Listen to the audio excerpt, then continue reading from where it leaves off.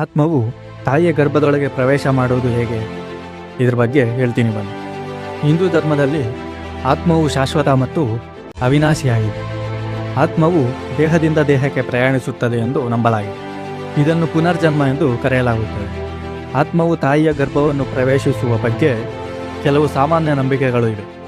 ಅವುಗಳನ್ನು ನೋಡೋಣ ಬನ್ನಿ. ಮೊದಲನೆಯದು ಕರ್ಮದ ಆಧಾರದ ಮೇಲೆ. ಹಿಂದಿನ ಜನ್ಮದಲ್ಲಿ ಮಾಡಿದ ಕರ್ಮಗಳ ಆಧಾರದ ಮೇಲೆ ಆತ್ಮವು ಹೊಸ ದೇಹವನ್ನು ಹುಡುಕುತ್ತದೆ. ಸೂಕ್ತವಾದ ಪೋಷಕರು ಮತ್ತು ಪರಿಸ್ಥಿತಿಗಳು ಲಭ್ಯವಾದಾಗ ಆ ಆತ್ಮವು ಆ ತಾಯಿಯ ಗರ್ಭವನ್ನು ಪ್ರವೇಶಿಸುತ್ತದೆ.